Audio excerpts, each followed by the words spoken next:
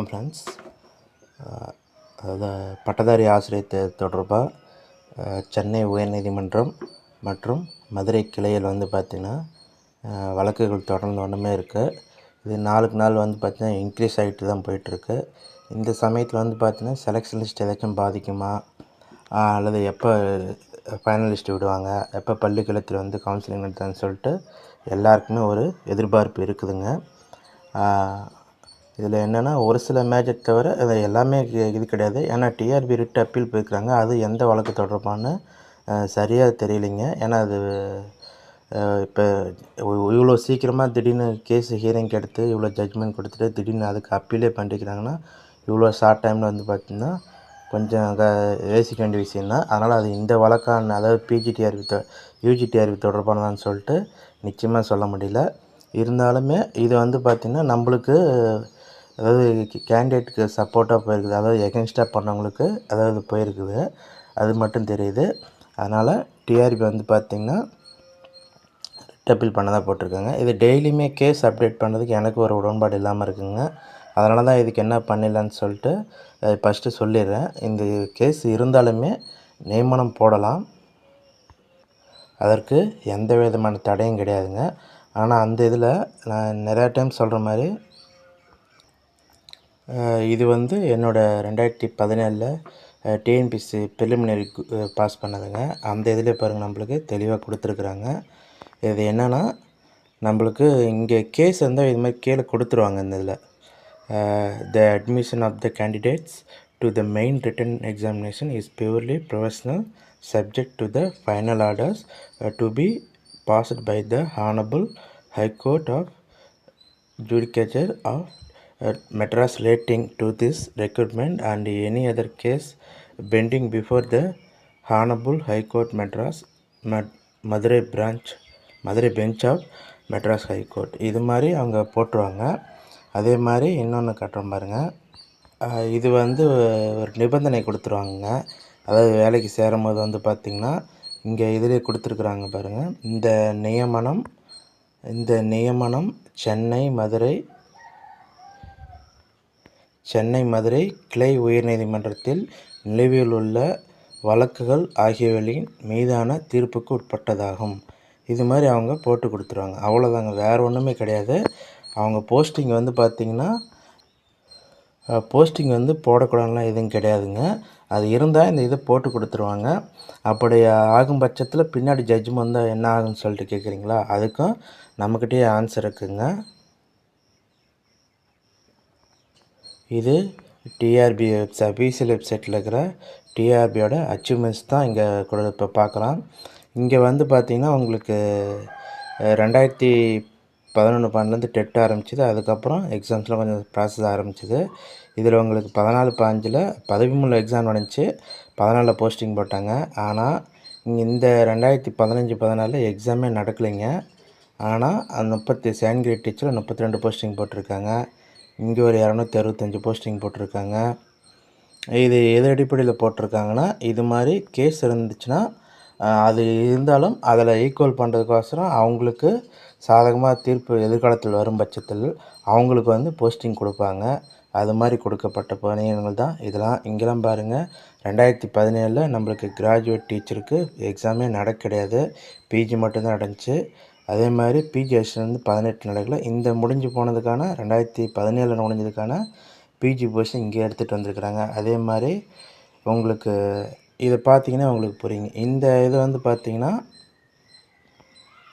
இதில் எக்ஸாம் நடக்காமே அது உயர்நீதிமன்றங்களில் இருந்த தீர்ப்பின் அடிப்படையில் திருத்தி விடப்பட்ட இப்போ ஆல்ரெடி போஸ்டிங் சேர்ந்தாங்கன்னா அவங்களுக்கு பாதிப்பு வராதுங்க. அதை காம்பன்சேட் பண்ணிவிடுவாங்க. அதுக்கு தகுந்த மாதிரி தான் அவங்கள இது இருக்கும். இது வரைக்கும் அவங்க வேலையை விட்டு யாரையும் தூக்குனது கிடையாது. உள்ளார போயிட்டாங்களா இன்னும் ஓரளவுக்கு சேஃப் தாங்க. அதனால் பயந்துக்கு தேவையில்ல. அந்த வேர்டிங் மட்டும் மென்ஷன் பண்ணுவாங்க. சென்னை உயர்நீதிமன்றம் மற்றும் மதுரை கிளையில் உள்ள வழக்குகளின் அடிப்படையில் பார்த்திங்கன்னா நிபந்தனைக்கு உட்பட்டதுன்னு போட்டுருவாங்க. அது எப்பயுமே நடக்கிறது தான். இப்போ இந்த லிஸ்ட்டு உங்களுக்கு பார்த்திங்கன்னா தெரியும், இந்த குறிப்பிட்ட பீரியடில் எக்ஸாமே நடந்திருக்காது. அது எல்லாமே இது மாதிரி வழக்குகள் காரணமாக போடப்பட்ட பணியிடங்கள் தான். அதனால் இப்போ நம்மளுக்கு செலெக்ஷன் லிஸ்ட் அவங்களோட இந்த ஸ்டே இருந்ததுனால தள்ளி போவதை தவிர மற்றபடி பெருசாக இல்லை. இருந்தாலும் ரெட் அப்பீல் போனது இந்த வழக்கு தொடர்பாக இருந்துச்சுன்னா ஒரு சில பாடங்களுக்கு வேணால் அது பாதகமாக கூட அமையலாம். அது எது மாதிரி தீர்ப்பு வந்திருக்குன்னு தெரியல. அது பார்த்தா தான் தெரியும். மற்றபடி இந்த செலெக்ஷன் லிஸ்ட் வந்து பார்த்திங்கன்னா கண்டிப்பாக வந்துடும். நம்பிக்கையாக இருங்க. இதை பார்த்து இந்த கேஸ் இருக்கிறதுலாம் பயந்துக்கே தவிர நம்ம இப்போ இதை விட்டுட்டு எப்பவுமே டெய்லியுமே இப்போ வந்து கேஸ் பார்க்குற மாதிரி ஆயிடுச்சு. அதை நிறைய பேர் கேட்டுகிட்டே இருக்கிறீங்க. எனக்கு அதுக்கு உடன்பாடு கிடையாது. அதாவது கேஸ் இருந்தாலும் போஸ்டிங் போடலாம். நானே உங்களுக்கு ஆர்டரும் காட்டிட்டேன். ஆர்டரில் அது மாதிரி கொடுத்துருவாங்க. இந்த அச்சீவ்மெண்ட்ஸ்லேயும் பார்த்தீங்கன்னா அதுக்கான நம்மளுக்கு டேட்டாஸ் இருக்குது. இது மாதிரி தான் நம்மளுக்கு கேஸ் இருந்தாலுமே எந்த ஒரு பிரச்சனையும் இல்லாமல் வைப்பாங்க. அடுத்த மாதம் கண்டிப்பாக போஸ்டிங் வந்துடும். அதுக்கான வேலையில் நீங்களும் ரெடியாக இருங்க. அதே மாதிரி இது வந்து ஹிஸ்ட்ரி சப்ஜெக்ட்கான இதுங்க. இதில் இந்த இடத்துல ஒரு நைட் சொல்லுங்கள். நைட்டு ஒரு டேட்டா விட்டுருந்தேன் கிராஸ் மேட்சஸ் சம்மந்தமாக. அது நானே சரியாக பார்க்கலிங்க. நைட்டு ஃப்ரெண்ட்ஸ் சொன்னாட்டி தான் அப்புறமா தான் நோட்டிஃபிகேஷன் தெளிவாக பார்த்தேன். ஏன்னா நான் இந்த 2022 எக்ஸாம் எழுதலை, அதனால் நோட்டிஃபிகேஷன் சரியாக பார்க்கலிங்க. அப்போ அதில் பார்த்தீங்கன்னா மேக்ஸு சயின்ஸ் மேக்ஸ் எடுக்கணும். ஹிஸ்ட்ரி ஜாகிரஃபி ஹிஸ்ட்ரிக்கு வந்து ஹிஸ்ட்ரி எடுக்கணும். மீதி தமிழ் லாங்குவேஜ் வந்து அவங்க எது வேணாலும் எடுத்துக்கலாம். அதை பேஸ் பண்ணி தான் போட்டாங்க. அது தேங்க்ஸ் ப்ரெஸ். இருந்தாலும் நான் தப்பு தான், இருந்தாலும் நான் தெரிஞ்சுக்கிட்டேன். இதுக்கு மேலே நான் திருத்திக்கிறேன். Okay, thank you.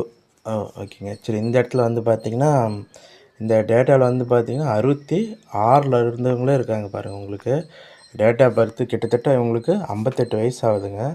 அவங்க நிலைமையில நினச்சி பாருங்கள். இப்போ இது மாதிரி கேஸ் போட்டு ஏதாவது பாதிக்கப்பட்டிருக்கிறீங்களா, உண்மையாக பாதிக்கப்பட்டீங்களா, நீங்கள் கேஸ் போடுங்க, தப்பு கிடையாது.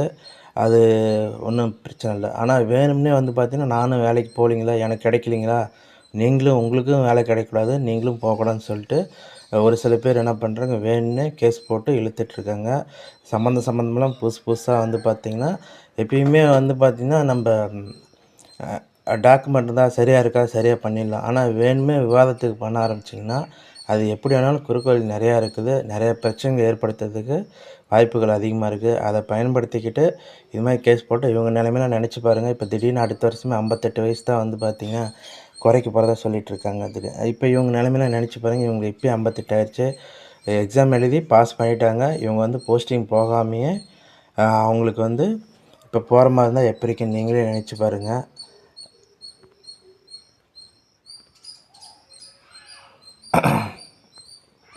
இதுலேயே 66, 67 எல்லாமே இருக்கிறாங்க.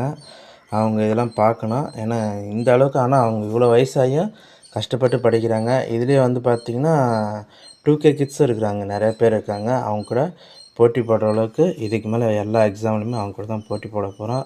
அதனால் நம்மளோட மதிப்பெண்ணை அதிகப்படுத்தி தான் படித்தாலும் வேறு வழி கிடையாது. அவங்க நல்லா பண்ணுறாங்க. சரி, இருந்தாலும் இது மாதிரி இப்போ தேவையில்லாமல் பண்ணிங்கன்னா இவங்க நிலைமையில நினச்சி பாருங்கள். போஸ்டிங் போகணுன்னு சொல்லி இவங்க நிலமை இல்லை, எல்லா நிலமையுமே அது மாதிரி தான் இருக்குது. யார்கிட்டையும் வெளியும் சொல்ல முடியல. இப்போ வேலைக்கும் போக முடியல. ஏன்னா இதை நம்பிக்கிட்டு திடீர்னு இப்போ நிறைய பேர் ஜாப் விட்டுருக்குறீங்க, வெளியிலேயும் சொல்லிட்டீங்க போஸ்டிங் வந்துருன்னு சொல்லிட்டு, கிடச்சிதுன்னு சொல்லிட்டு. இப்போ அது மாதிரி இருக்குதான் ரொம்பவே சிரமமாக இருக்குது. ஒரு நாளும் சரியாக தூங்க முடியாமல் தான் எல்லாத்துக்கும் அதே நிலமை தான் இருக்குது. இருந்தாலும் நம்மளுக்கு அந்த செலெக்ஷன் லிஸ்ட்டுக்கு எந்த ஒரு பிரச்சனையும் இல்லாமல் இது மாதிரி நம்மளுக்கு தான் கொடுத்துருவாங்க. கண்டிப்பாக ஆர்டர் போட்டாவே இது மாதிரி சென்னை மதுரை கிளை உயர்நீதிமன்றத்தில் நிலுவையில் உள்ள வழக்குகள் ஆகியவைகளின் மீதான தீர்ப்புக்கு உட்பட்டதாகும். இந்த வேர்டிங்ஸ் வந்து கொடுத்துருவாங்க. அதனால் யாரும் பயந்துக்க தேவையில்ல. நிறைய பேர் டெய்லியும் கேஸ் கேட்குறீங்க. இது வந்து கொஞ்சம் இதாக தாங்க இருக்குது. இதுக்கு கொஞ்சம் டைம் ஆகும். இதுக்கு வந்து பெருசாக நான் வந்து பார்த்திங்கன்னா இம்பார்ட்டன்ட் தரதில்லை. இது வந்து உங்களுக்கோசரம் இந்த லிங்க் டிஸ்கிரிப்ஷனில் தந்திருக்குங்க. கீழே வந்து பார்ப்போம்னா இந்த வீடியோவோட டிஸ்கிரிப்ஷனில் தந்திருப்பேன் இந்த ஹைகோர்ட்டு லிங்க்கு. நீங்கள் வந்தீங்கன்னா இந்த பேஜ் வரும். நீங்கள் உங்களுக்கு இதில் போயிட்டு மதுரை பெஞ்சு கிளிக் பண்ணிங்கன்னா இந்த டெய்லி லிஸ்ட்டுக்கு பார்த்தீங்கன்னா டெய்லி லிஸ்ட் கொடுத்துருங்க. கொடுத்துட்டு இப்போ உங்களுக்கு எந்த தேதி, நேற்று 18 தேதி முடிஞ்சுங்களா, 18 அப்லோட் பண்ணுங்கள். அடுத்தது கொடுத்தீங்கன்னா வந்துடும். இந்த இடத்துல நீங்கள் என்டையர் கேஸ் லிஸ்ட்டு கொடுத்துட்டு நீங்கள் view complete case list PDF கொடுத்தீங்கன்னா உங்களுக்கு புது டேப் வந்து பார்த்தீங்கன்னா இப்போ நம்மளுக்கு ஒரு பிடிஎஃப் ஓப்பன் ஆகும். இதில் நம்மளுக்கு இந்த டிஆர்பி சம்மந்தமாக வந்து இங்கே யாரெல்லாம் வந்து ஜஸ்டிஸ் வராங்க, எந்த கோர்ட்டில் நடக்குது, எது மாதிரி இதுன்னு சொல்லிட்டு எல்லாமே இது இருக்குது. இந்த இதில் நீங்கள் சர்ச் பண்ணி பார்த்துருங்க. இந்த டீச்சர் ரெக்ரூட்மெண்ட் போர்டு தொடர்பாக எது இருக்குன்னு சொல்லிட்டு நீங்கள் கேஸ் நீங்கள் இது பண்ணிங்கனாவே உங்களுக்கு வரும். இதில் ஒரு சில இதெல்லாம் பார்த்தீங்கன்னா ஸ்பெல்லிங் மிஸ்டேக் இருக்கும், அதனால் அதையும் பார்த்துக்குங்க. இங்கே பாருங்கள், இங்கே கேஸ் இங்கே ஆரம்பிக்குது பாருங்கள். 1030 ரிட் அப்பீல் போயிருக்கிறாங்க. டிஆர்பி வந்து இது போய் இந்த கேஸ்க்கு இதை தான் சொல்லிகிட்ருக்காங்க நிறைய பேர்.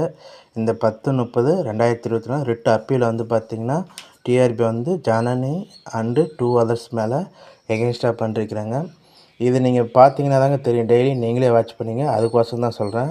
ஏன்னா இந்த கேஸ் வந்து பார்த்திங்கன்னா எனக்கு இதை டெய்லியும் பார்க்குறதுக்கு உடன்பாடு கிடையாது. ஒரு விஷயம் முடிஞ்சதா, நல்லதோ கெட்டதோ அடுத்தது பார்க்க ஆரம்பிக்கணும். ஏன்னா நான் இப்போ அந்த மனநிலைமையிலேருந்து நான் இல்லாதனால தான் 2017 இந்த குரூப் 1 ப்ரிலிமினரி பாஸ் பண்ணியிருந்தாலுமே நான் அப்போது எனக்கு வந்து பிஜி ரிசல்ட் வந்து ரொம்ப தாக்கத்தை ஏற்படுத்துச்சு. இப்போ 74 மார்க் எடுத்து 1 மார்க்கில் போஸ்டிங் இருந்தேன். அது அதர் கேட்டகரியில் வந்து கம்மியாக வச்சுருந்தாலுமே அதை நான் கம்பேர் பண்ண விரும்பலை. ஏன்னா அது வேறு மாதிரி தப்பாக போயிடும். இருந்தாலும் மார்க் கம்மியாக எடுத்தவங்க போஸ்டிங் பண்ணாங்க. சரி, நல்லது தான். இருந்தாலும் எனக்கான வாய்ப்பு இல்லாமல் போயிடுச்சு. நான் அதிலிருந்தே நான் வர்றதுக்கு ரொம்ப நாள் ஆகிடுறதுனால எனக்கு அந்த மெயின் எக்ஸாமே நான் எழுதாமல் போய் என் வாழ்க்கையை மாறிடுச்சு. இருந்தாலும் அந்த மாதிரி சுச்சுவேஷன் வரக்கூடாது, நம்ம கற்றுக்கணும்னு சொல்லிட்டு எனக்கு வாழ்க்கை பாடம் அதில் தான் கற்றுக்கிட்டு நான் எக்ஸாம் தோற்றாலுமே பின்னாடி நிறைய எக்ஸாம்ஸ் கிளியர் பண்ண ஆரம்பித்தேன். இருந்தாலும் 17 வந்து நெட்டு செட் எக்ஸாம் பண்ணேன். Group 4, group 2, TET paper 1, paper 2 எல்லாமே கிளியர் பண்ணேன். ஆனால் பிஜியில் வந்து 1 மார்க்கில் போனதுனால நான் அதிலிருந்து மீண்டு வர்றதுக்கு ரொம்ப நாள் ஆயிடுச்சு. இருந்தாலும் வேறு வழி கிடையாது, நம்ம வந்து தான் ஆகணும். அடுத்தடுத்த வேலைக்கு போக ஆரம்பிங்க. இன்னும் இதே டெய்லியும் பார்த்துட்ருக்காதீங்க. நம்ம வேலை முடிஞ்சிருச்சு, செலெக்ஷன் நல்லபடியாக நம்மளுக்கு சாதகமாக தான் வரும். நம்பிக்கையோடுறவங்க கண்டிப்பாக நம்பிக்கைக்கு வலிமை அதிகம். ஏன்னா நம்ம எதுவும் தப்பு எதுவும் பண்ணலைங்க. நம்ம சார்பாக வந்து பார்த்திங்கன்னா யாரையும் ஏமாற்றிட்டு எதுவும் வர கிடையாது. நம்மளும் கஷ்டப்பட்டு தான் படித்தோம். அதனால் நம்மளுக்கு சாதகமாக தான் வரும். அந்த இதை நீங்கள் பார்த்துக்குங்க. சரி, இது வந்து இந்த கேஸ் வந்து பார்த்திங்கன்னா நீங்கள் சர்ச் பண்ணி நீங்கள் நோட் பண்ணி வச்சுக்கோங்க. இந்த கேஸ் வந்து பார்த்திங்கன்னா திருப்பியும் நீங்கள் எங்கே போகிறீங்கன்னா இந்த ஹோமில் போயிட்டு நீங்கள் அந்த கேஸ் ஸ்டேட்டஸ் இருக்குங்க, அதில் நீங்கள் போயிட்டு நீங்கள் பார்த்துக்கலாம்.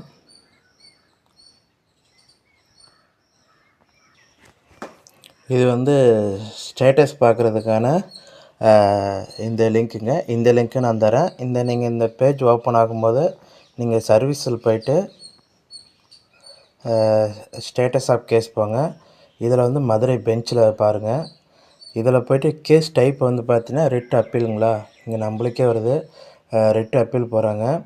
இது கேஸ் நம்பர் வந்து 10/30/2024. நம்மளுக்கு கேப்சா கோடு போட்டுருங்க. சர்ச் பண்ணி பார்த்தீங்கன்னா இங்கே என்ன டீட்டெயில் எல்லாமே வந்துடுதுங்க. இது நீங்களே பார்த்து தெரிஞ்சுக்குங்க. கண்டிப்பாக ஏன்னா நம்ம அடுத்தவங்களை கேட்டு நீங்கள் ஃபுல்லாக வெயிட் பண்ணிகிட்ருக்கு, நீங்களே பார்த்துக்குங்க. என்னோட இது எப்பயுமே அதுதான். எல்லாமே நீங்கள் அடுத்தவங்களுக்கு டிஃபெண்ட் பண்ணியிருக்க வேண்டாம்.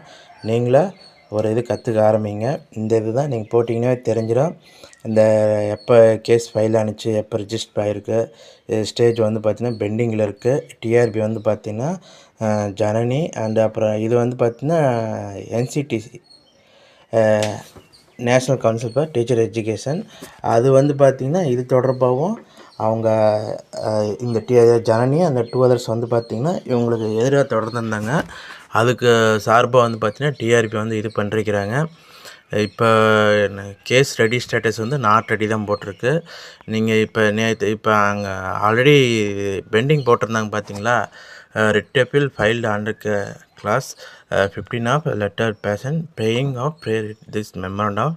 இங்கே ரிட் அப்பீல் போனதுக்கு இன்டீரியம் ஸ்டே கொடுத்துருக்குறாங்க பாருங்கள். Against the interim stay passed the 5ஆம் தேதி, இப்போ 5/6/2024 ஒரு இன்டீரியம் ஸ்டே போட்டிருந்தாங்க.